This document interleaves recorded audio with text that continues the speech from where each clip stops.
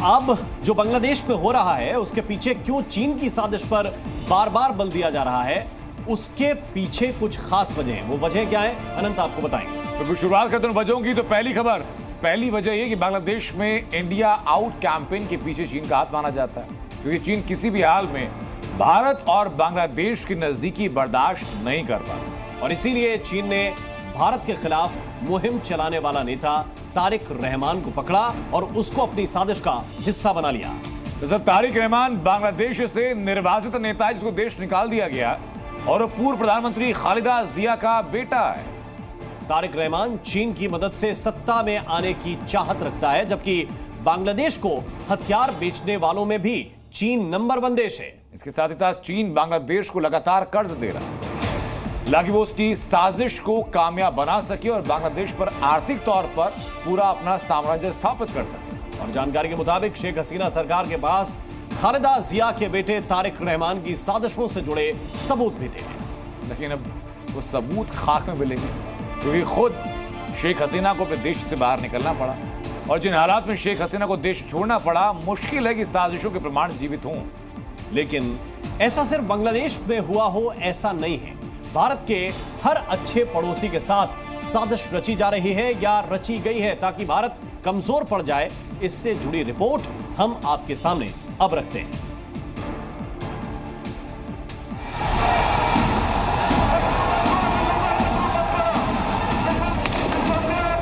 भारत के पड़ोस में जो हो रहा है वो इत्तेफाक नहीं हो सकता।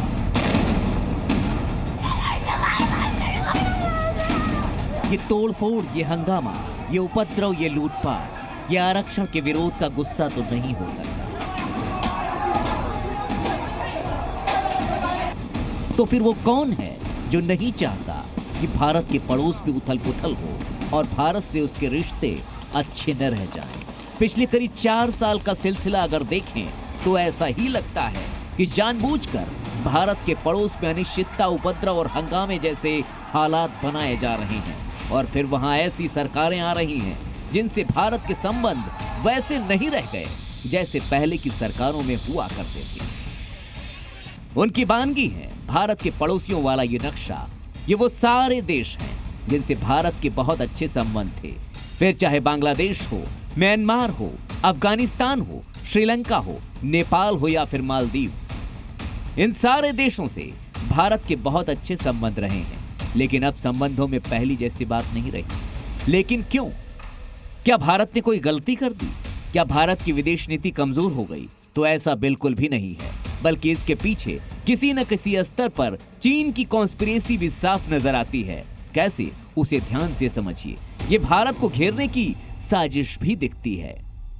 पश्चिमोत्तर हिस्से पर पाकिस्तान है तो उत्तर में खुद चीन, पूर्व में बांग्लादेश वाला ट्रैप और दक्षिण में श्रीलंका वाला शिकंजा।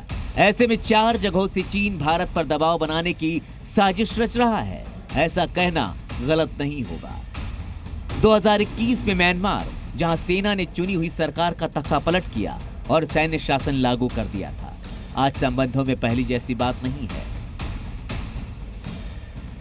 अगस्त 2021 में अफगानिस्तान, जहां आतंकवादी संगठन तालिबान ने लोकतांत्रिक सरकार की जगह कब्जा कर लिया। उस समय अशरफ गनी की सरकार थी। भारत के साथ उनके अकाट्य संबंध दुनिया जानती है। फिर उसी तालिबान सरकार ने सबसे पहले चीन की यात्रा की। आखिर क्यों? सवालों में है। तो पाकिस्तान पर भी तालिबान को मदद के आरोप है। भारत के दक्षिण में बैठा दोस्त श्रीलंका, वहां ऐसा जनविद्रोह छाया कि जुलाई 2022 में तत्कालीन राष्ट्रपति गोटाबाया राजपक्षे को देश छोड़कर भागना पड़ा था। जनता ने राष्ट्रपति भवन से लेकर तमाम जगहों पर लूटपाट की और कब्जा कर लिया था। तख्तापलट के पीछे चीन का हाथ माना गया, क्योंकि चीन के कर्ज के पीछे ही श्रीलंका महंगाई और आर्थिक संकट में फंसा था। श्रीलंका के साथ भी अब पहले जैसी बात नहीं दिखती। भारत के दक्षिण का एक और पड़ोसी मालदीव्स, जिसके यहाँ परंपरा थी कि उसके यहाँ जो भी राष्ट्रपति चुना जाएगा वो पहले भारत आएगा।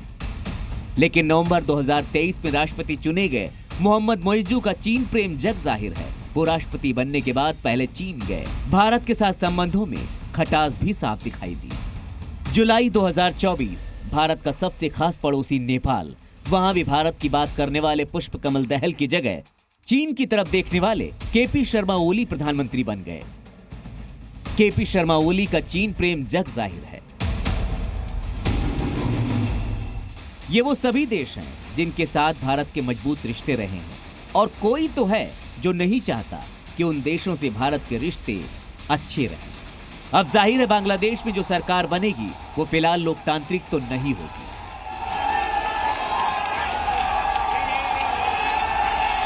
अब बांग्लादेश में अंतरिम सरकार बनेगी जिस पर सेना का नियंत्रण होगा। सरकार सेना प्रमुख जनरल वकारुज्जमान के इशारों पर चलेगी, जैसे पाकिस्तान में चलती है। আপনারা সেনাবাহিনীর প্রতি আস্থা রাখেন, সশস্ত্র বাহিনীর প্রতি আস্থা রাখেন। আমি সমস্ত দায়িত্ব নিচ্ছি। আপনাদের জানমাল এবং আপনাদেরকে আমি কথা দিচ্ছি। वकारुज्जमान को जून में ही बांग्लादेश के आर्मी चीफ की कमान मिली है और वो 3 साल तक सेना प्रमुख बने रहेंगे। मतलब 1.5 महीने में ही वकारुज्जमान ने बांग्लादेश में लोकतांत्रिक सरकार को देश छोड़ने पर मजबूर कर दिया। Z News।